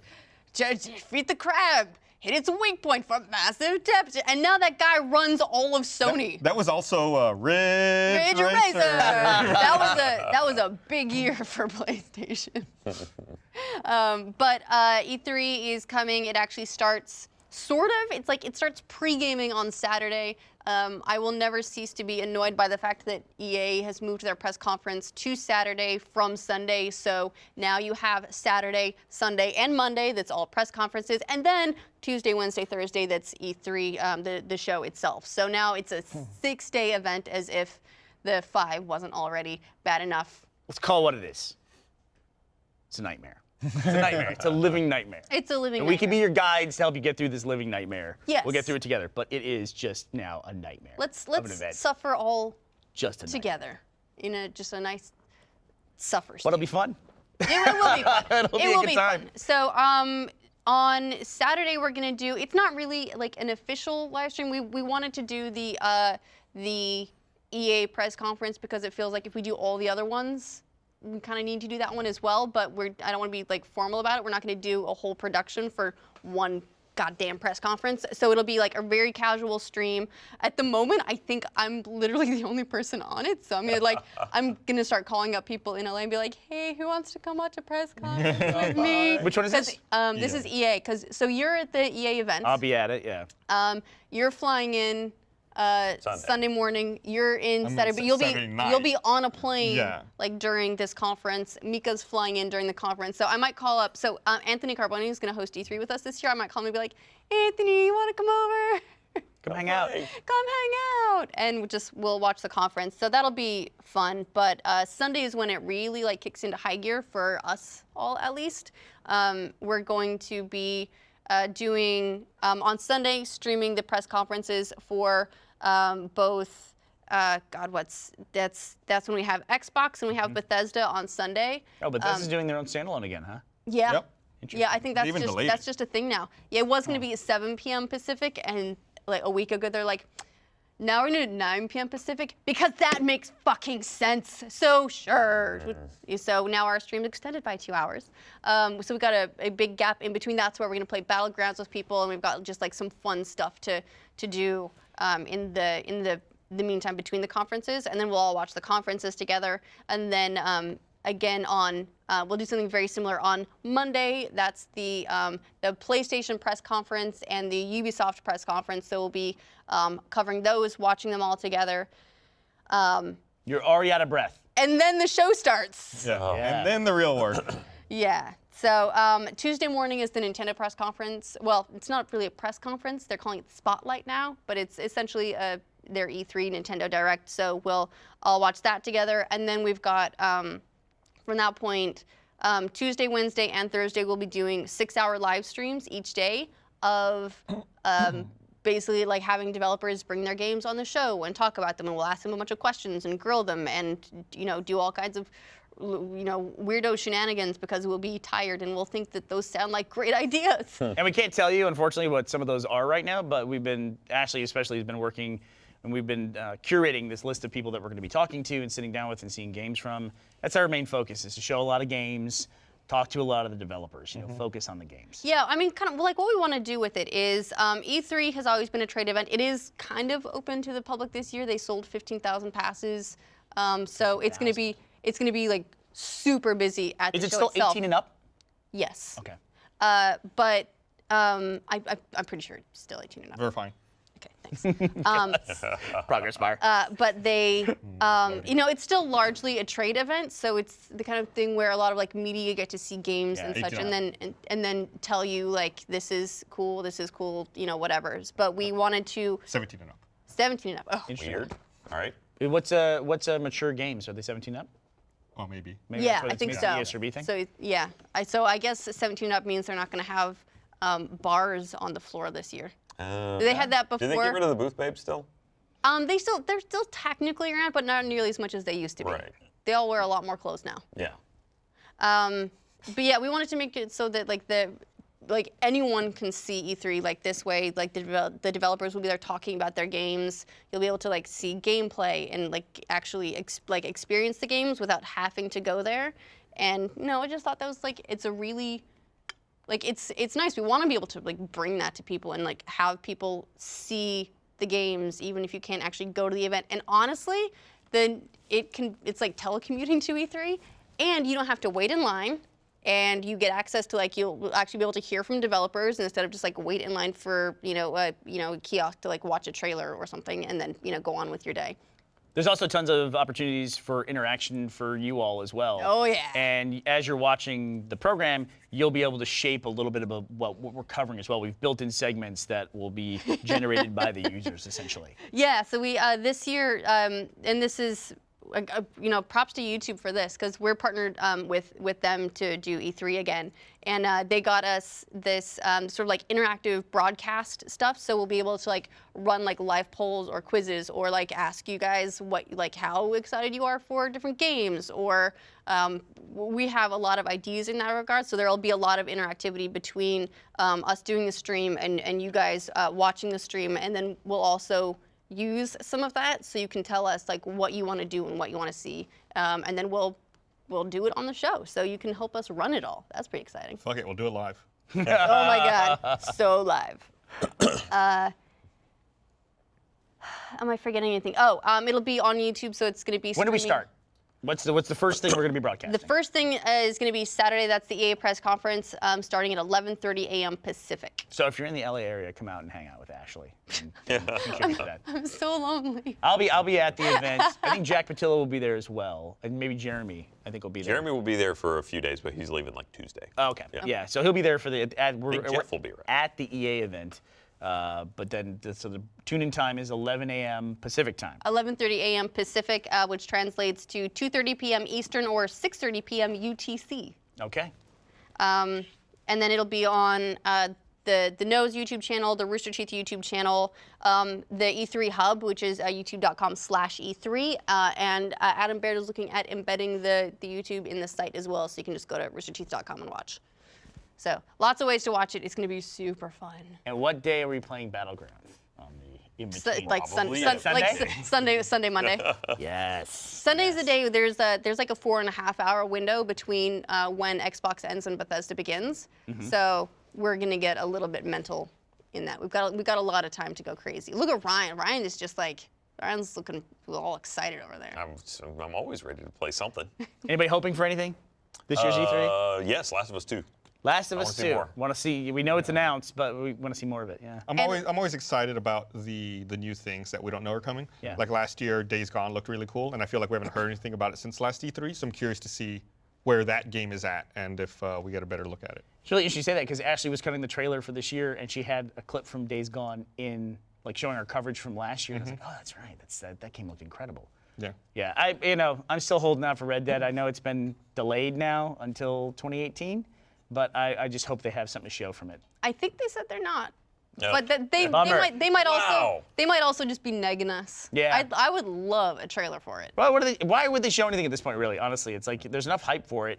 You know? Rockstar doesn't tend to play by the rest of the industry rules. They make their own rules. I mean, they're dropping a new DLC update for GTA 5 like day one, I think, on the 13th. They're dropping the Gunrunner update, which is another huge multiplayer update for that game. So maybe that's their main thing right now. I want Animal Crossing for Switch. Oh, yeah, I want that too. Well, it's a Switch title, so you know you won't get it. Look, Ryan, you don't need to crush people's dreams. You get Animal Crossing Arena. That'll be the first one. They need to get. that Animal path. Crossing I Snap. don't need to crush people's dreams. You just immediately shat all over his. What's mine? The Red Dead. You're like, yeah. Oh yeah, they're she not gonna be did. there. You did. I'm hurt. I'm hurt on the inside a little bit. You could have broke it to him easy. Like, I'm "Ooh, sorry. I've I'm, heard I'm maybe. sorry. Maybe Sweetie. not. Oh, sweetie. Maybe we should find other. Do you like games that take place in the West? How about Far Cry 5? Hey, I'm actually excited about Far Cry 5. It's Midwest, yeah. Yeah. Yeah, you know, it's West-ish. There's like the eagles and bears and stuff. You're Eagles and good. Bears. I like Far Cry 5 because it proves that we can get upset about anything at this point. Yeah. Oh yeah, absolutely anything. All right, so that's E3. I hope you guys are planning on tuning in. I've already created live events on the No YouTube channel and on the Rooster Teeth YouTube channel, so you can actually set those to send you notifications when they start. If you want to make sure that you catch them all. And that should be pretty good. The last thing I want to make sure that we do today is take some of your questions. So we've set up an email account so that you guys can send us emails and then we'll answer your questions with all of our boundless wisdom. Yeah, right. Very bad, actually. So Our first question comes from No. Barnes. It's from Gus. Barnes. Let's Barnes, talk about Barnes. Battlegrounds. Say you're in a house. All right, so let's do some of the questions.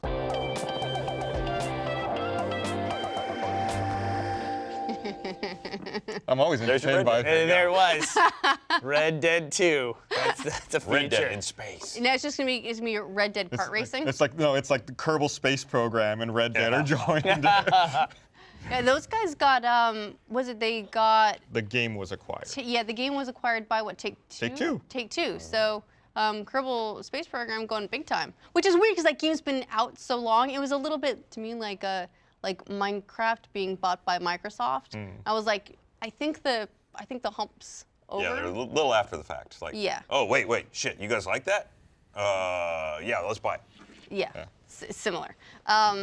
So okay, your emails. If you want to send us emails, we will try and answer as many as we can in our mailbag segments like this. Just email glitchplease@roosterteeth.com, and those will get to us. You updated your email stuff, right? So it's not just like flooding your inbox. You got like They were your sending you the It was emails? going to everybody.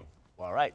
They all go to look. They all go to all of us. Well, yeah, but It's you just go to we now, like, get them out of the pool as opposed to them showing up in your normal everyday Well, inbox. exactly. Well, there's nothing. You don't just dump the mailbag. There's nothing worse than picking up your phone and going, "What is wrong? I have 25 unread messages." Something's going wrong. Yeah. I made a terrible mistake. Okay, so Lil Mac 2015 asks, my son just recently turned 1 and I've been trying my best to introduce him to video games for a while. He has an old PS2 controller that I cut the wire off of, and when I play games, he knows to grab it and he can like play along. As fun as this is to do, I wanted to know, what's the best game for first-time gamers to try? You don't have to worry about that. He's going to be No. snatching the controller out of your hand before too long. Just let it happen. No, Yeah.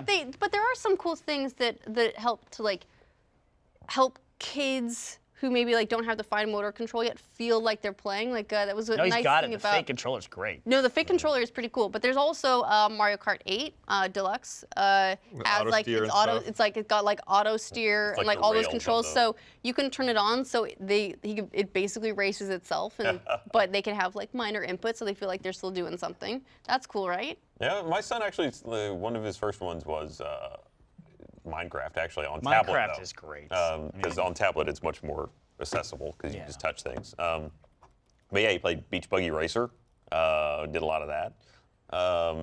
He's really into the Lego games now, but he's 6, so it's not quite the same. How old does a kid have to be before you start introducing it? Like this guy says that his son just turned 1 and he's That's been trying to really introduce young. him for a while now. So like, No, It's that's like- it's tough. He got him from the hospital and was like, "I got you this. Here's your controller, buddy. have- Strap in." He didn't have a rattle, he had a joystick in his crib.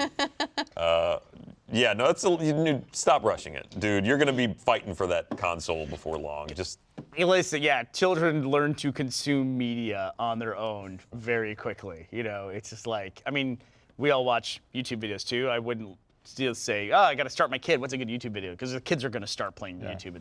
They're He watching will YouTube at some point. organically find the thing that he wants. Yeah, yeah, but Minecraft, I think, is everything that Microsoft is doing with the educational initiatives surrounding Minecraft is great. So maybe Lil Mac's just itching for a duo partner for Battlegrounds. Maybe.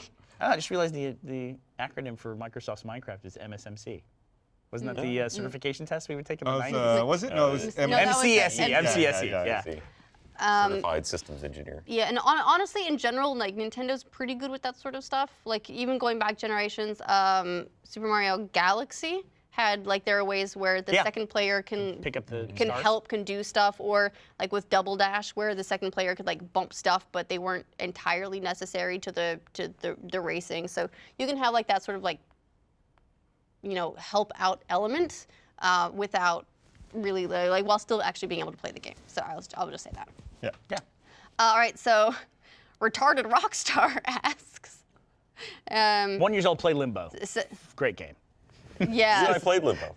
Yeah? Yeah. You know, it's enjoy weird that because it's dark, but it's like a fairy tale, right? So all fairy tales are super Yeah, dark. it's macabre, but it's not explicit. Although the bear traps always make Some me of the kind of things go. are pretty horrible. Oh, I had to explain and away that's like. right. And the buzzsaws. Well, anytime he gets hit by any of that, he explodes into parts. It's just that it's all dark, so you can't tell that it's gore. Right. Now it's time to graduate to Inside. Yeah.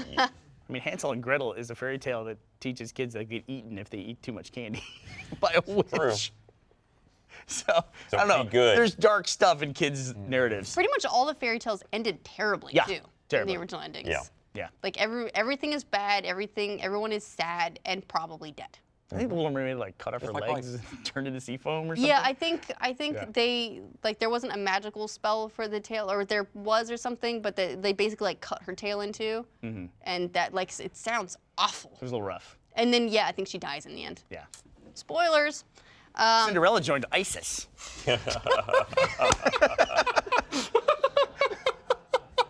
She went through a rebellious phase. Anyway, retarded Rockstar It's fine. It's fine. She got a great Go actor, ahead, go ahead. sure. Sorry. I didn't mean to derail the conversation. asks, now that we live in a post-Breath of the Wild world, it's no question that Breath of the Wild is going to have an impact on game design for years to come. What do you expect to see other games take from Breath of the Wild? For example, will Aloy in Horizon 2 have a hang glider? Did you get to climb anywhere? Or will Final Fantasy 17 have a chemistry-based cooking system?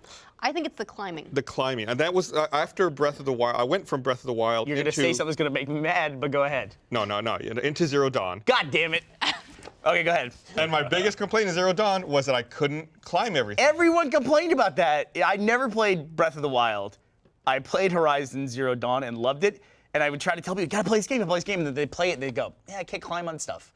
And it was weird that like that would be a even criticism. like small things like, oh, this rock shelf is only up to my waist. I should easily be able to jump up on this. No. Yeah. Usually you could kind of hop around it, get up there though. Yeah, I went alternate paths many a time in that game. I mean, like Horizon suffered like from that. In that, like right now, if Horizon came out, probably no one would be complaining about it. How dare you? It suffered from nothing. It's a work of art. It's a wonderful game. I mean, beat it. it got Amazing, yeah. it got like the criticism as a result of being so close to that, where people like there was this zeitgeist around Breath of the Wild, and it was one thing where like you see that you can climb it. If you don't have stamina, you might fall off, but if you can climb it, If there's something that sorry, go ahead. and you just get like used to that like sort of thing, and so then you go into another game and suddenly you're like you just walk into the wall and you're like ah, and then you get just surprised that you're like you feel stuck. That's the only comparison. But if I were to play that now, having distance from Breath of the Wild, I probably wouldn't think twice about it. It's like when you go back and play really old FPSs and there's no jump. And it's just a standard thing in an FPS that your character can jump, and you go back and play those old school ones, you're like, I can't jump. What is this? Well, there's one thing that no one should ever take from Breath of the Wild. It's cooking, because that was abysmal. Yeah. But I That is liked the worst cook system. the music was really good for the cooking. Great. And it made me not too upset about it. I always It got made really you not upset that you had to spend like 5 minutes It to was make so one item? satisfying. It was no. don't Also, calm yourself. the It did not se- take 5 minutes to make one Bullshit. item. If you were trying to You did bullshit, not. bullshit on you. Bullshit No. on you. You. No. It was like 10 to 15 Bullshit on seconds both of you. per I'll item. bullshit the both of You you. go through and you click the things. It does not. If Here's it the took thing. you 5 minutes to make food, you're doing it The wrong. sorting system was crap too, Sorting because it's system was like, crap. okay, I need to find like 8 different, or you can only put 5 things in a meal. I need to find 4 things probably, plus kind of maybe a binder agent, to make it taste a little bit better. But you need like 4 things that all share like one thing. Spice weasel. Mix them together to get the most. Yeah, you gotta hit it with a spice weasel.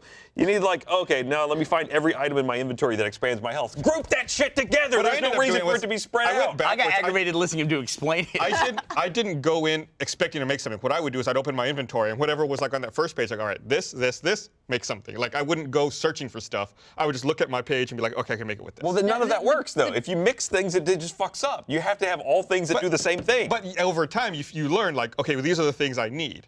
Well, it says Like, these things if you just work look at together. the description, it's like, this makes your health better. This makes your health better. This. Yeah, and you know after a while, oh, okay, here's a piece of meat and there's a vegetable. Bam. Hey, I'm This not would just be- a piece of meat, Gus. This would be the greatest segue Whatever. ever to a Blue Apron sponsorship if we had one today. How are we wasting this conversation on something like that? Also, you say that like just generic piece of meat. There's like 8, 10, 11. There's the gourmet meat. like there's 16 normal pieces meat. of meat. There's the Well, chicken. then you've there's got- the drumsticks. And then there's like 8 fishes that all Lots have of different fishes. things. Fish eye.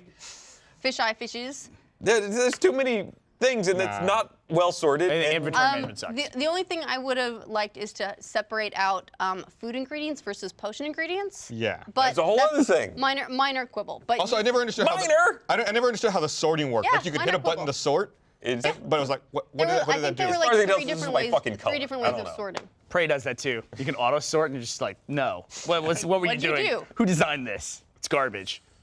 Rest of the game great though. So you say don't take the cooking. You know what I liked though? I like the sound effect when you crit a cooking Yeah. thing and you're like, fuck yeah, I just cooked it real. On the quick. upside, Yeah, like Yeah. like dun dun. It's like a critical cook. I have to play this game. Everybody loves this game. I've got So it's a it. great good. game. Have you played Wild 8 yet? The early access What? game? No, I Wild have 8? not. No. I think you'd like it. You honestly don't really need to cook ever either. You can eat. That game is not hard. That's like in Fallout. You don't have to cook.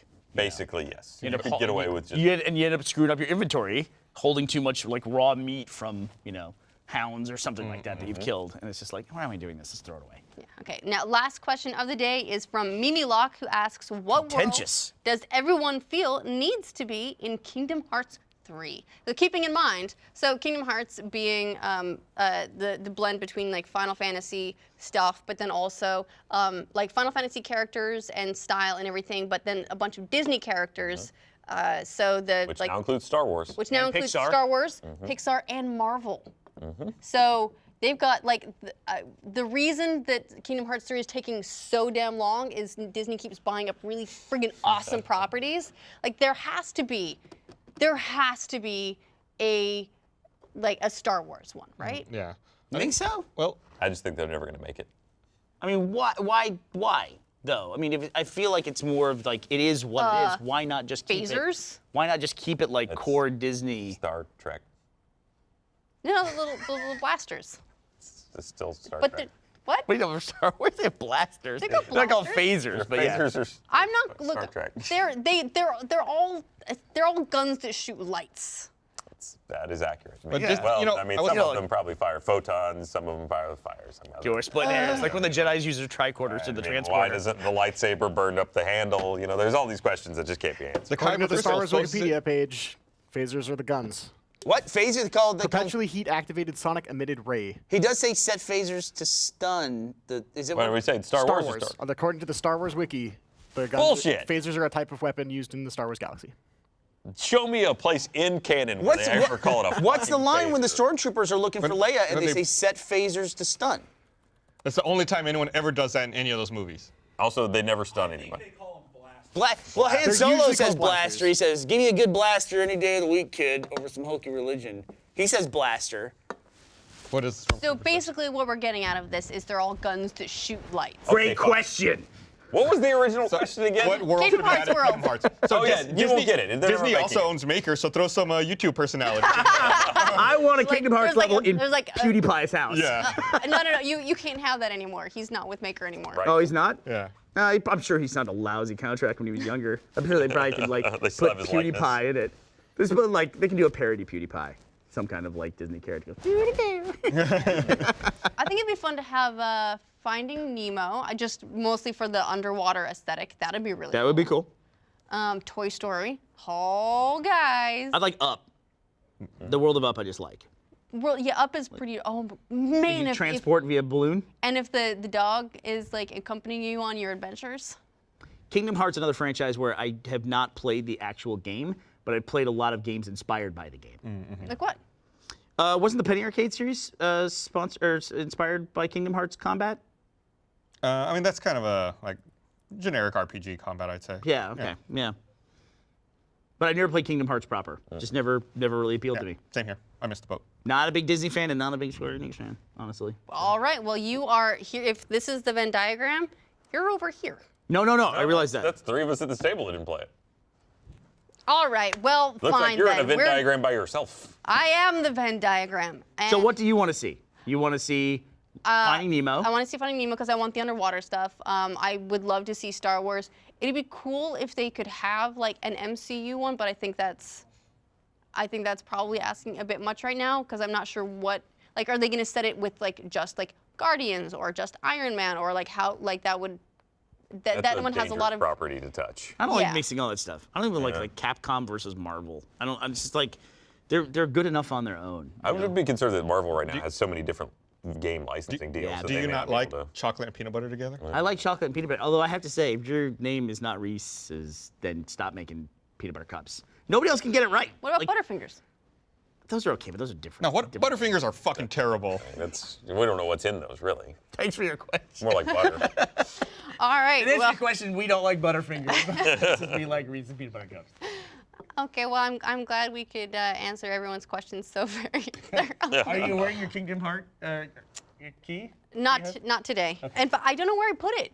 I've got a Kingdom key. Like it was a keychain that I converted into a necklace, and I've been wearing it for years, and I absolutely love it.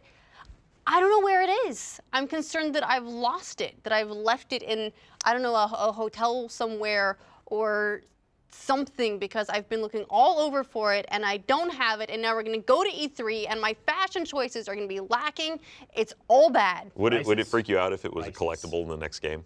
With the necklace, Yeah. just like there's only one. Uh-huh. Yeah.